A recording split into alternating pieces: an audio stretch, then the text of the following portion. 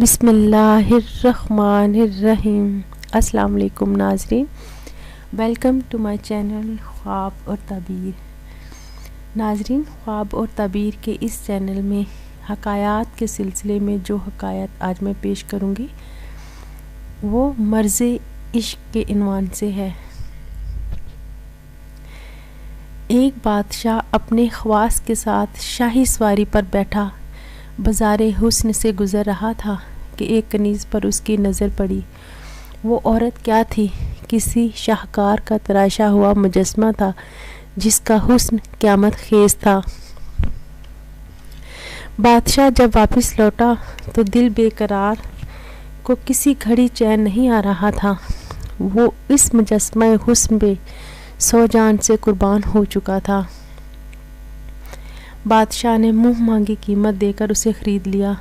ابھی آنکھوں نے جی بھر کر دیکھا بھی نہ تھا کہ چند دن کے بعد وہ بادشاہ کے دل کی مالک بیمار ہو گئی۔ مثل صادق ہے، گدھا پاس تھا تو پالان نہ تھا، پالان ملا تو گدھے کو بھیڑیا لے گیا۔ کوزہ تھا تو پانی نہ تھا، پانی ملا تو کوزہ ٹوٹ گیا۔ بادشاہ کے ساتھ بھی کچھ اسی طرح کا معاملہ ہوا۔ علاج کے لیے ہر طرف سے طبیب حضرات آنے لگے۔ ہر ایک کا یہی دعویٰ تھا کہ میں مسیحی زماں ہوں۔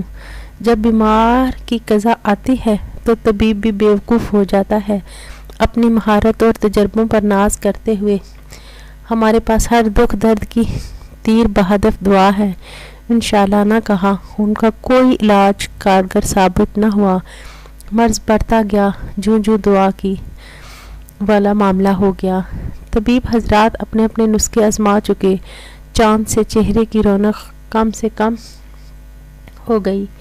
یا اللہ، تو دلوں کے بھید ہوتی جا رہی تھی۔ اب بادشاہ کو رجوع اللہ کے سوا کوئی چارہ نظر نہ آیا۔ فوراً ننگے سر اور پاؤں خانہ کعبہ کی طرف بھاگا۔ سر سجدے میں رکھ کر خوب رویا۔ سجدہ گاہ شاہ کی آنسوں سے تر ہو گئی۔ یا اللہ، تو دلوں کے بھید جانتا ہے۔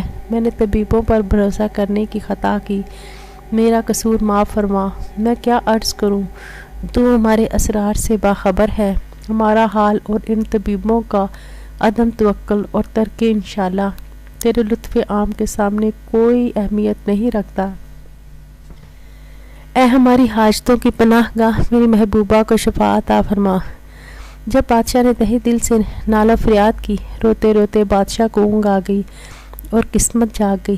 بشارت ملی کہ کل ایک مسافر تیرے پاس آئے گا، اس کے علاج سے کنیز کو شفا ہوگی۔ بادشاہ بڑی بےتابی کے ساتھ نوبارد کی راہ تکنے لگ گیا۔ ایک بزرگ صورت دور سے ہلال کی طرح ظاہر ہوا۔ جو نزدیک آتا گیا، آفتاب کی طرح اس کی روشنی پھیلتی گئی۔ بادشاہ نے آگے بڑھ کر اس کا استقبال کیا۔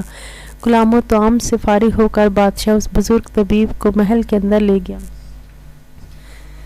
طبیب نے مریضہ کے چہرے کی رنگت اور نبض دیکھی اور بیماری کی علامت اور اسباب کے متعلق غور کیا۔ سب کچھ دیکھ سن کے دل میں کہا، اسرے صفرا سودا کی غلبہ کی وجہ سے مرض لاحق نہیں، بلکہ یہ مرض عشق ہے۔ یہ معلوم کر لینے کے بعد طبیب نے بادشاہ سے کہا، میں بیمار سے داخلیہ میں بات کرنا چاہتا ہوں۔ سب لوگوں کے چلے جانے کے بعد طبیب نے پوچھا، اے شاہ بیگم، یہ تو بتائیں آپ کس علاقے کی رہنے والی ہیں؟ یہ اس لیے کہ ہر علاقے کا طریقہ علاج مختلف ہوتا ہے۔ آپ اس شہر سے کس طرح جدا ہیں؟ یہ کہہ کر مریضہ کی نبض پر ہاتھ رکھ دیا۔ کسی کے پاؤں میں کانٹا چبھ جائے تو نکالنے کے لیے کتنی کاوش کرنا پڑتی ہے۔ پاؤں زانوں پر رکھ کر سوئی کے سرے سے کانٹے کا سر معلوم کرتے ہیں۔ جب نہ ملے تو اسے لب سے تر کرتے ہیں۔ جب پاؤں کا کانٹا ایسا دشوار یاب ہے تو دل کا کانٹا معلوم کرنا کیوں کر مشکل نہ ہو۔ کنیز نے اپنی داستان غم بیان کرنا شروع کر دی۔ پہلے اپنی سہیلیوں اور رشتہ داروں کے متعلق بتایا۔ ان کے ذکر سے نہ اس کا رنگ بدلا، نہ نبض میں تغیر واقع ہوا۔ اس طرح وہ ہر شہر اور ہر گھر کا ذکر کرتی رہی جہاں جہاں اس کی بود و باش رہی۔ جب کنیز نے سمرقند میں آنے کا متعلق ذکر کیا، समरकंद का नाम लेते ही उसके दिल से आह निकली और आंखों से आंसू जारी हो गए। आंखों की इस रिमझिम में कहने लगी, मुझे वहाँ एक ख्वाजा ज़रगर ने ख़रीद लिया। उस बयान से इसके नब्ज़ दिल की तड़प का पता देने और मुंह की जर्दी दर्द फ़राक का इजहार करने लगी। शेख कामिल ने दुखती ही रग पर हाथ रख लिया और कनीज़ से यह राज मालूम कर लिया कि वह समरकंद के इस ख्वाजा ज़रगर पर आशिक है। तबीब ने कनीज़ को तसल्ली दी कि इत्मीनान रखिए, तुम जल्द तंदुरुस्त हो जाओगी।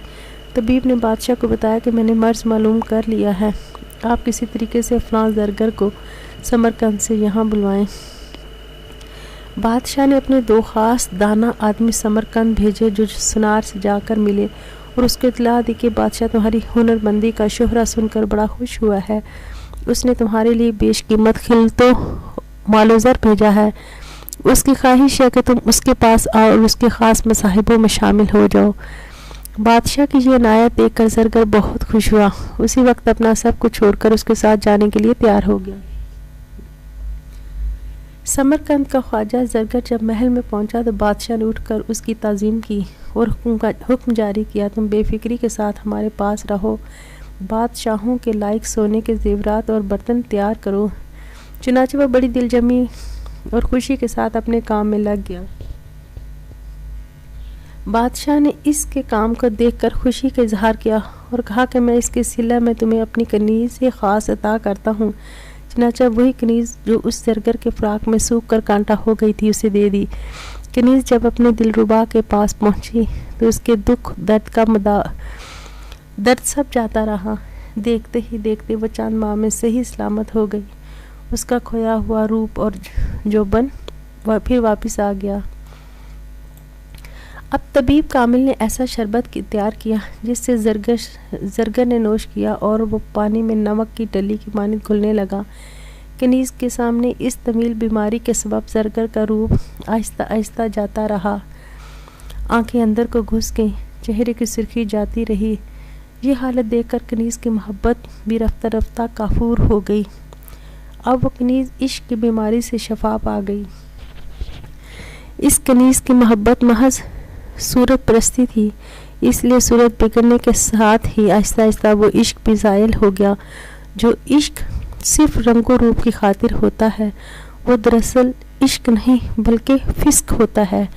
इस तरकीब से तबीब ने कनीज़ के मर्ज़ इश्क का इलाज किया और उसे तंदुरुस्त करके बादशाह के दिल को मसरूर आंखों का नूर बना दिया। ज़ाहरी सूरत का इश्क आखिरकार बदनामी और बेइज्जती का मौजब बनता है। मशूक का रंगो रोगन उसकी हलाकत का सबब बनता है। मोर के लिए इसके खूबसूरत पर हलाकत आफरीन है। हरन को शिकारी मुश्क के लिए मारते हैं, लूमड़ी को पोस्तीन के लिए हलाक किया जाता है। ए तालिब, ए जिंदा महबूब हकीकी का इश्क इख्तियार कर जो हमेशा बाकी रहने वाला है, जो मोहब्बत मार्फत की जान फजा पाक शराब पिलाने वाला है। तो मजूसी से ये मत कह ये इस महबूब हकीकी तक मुझ जैसे नालायकों की रसाई कैसे हो सकती है।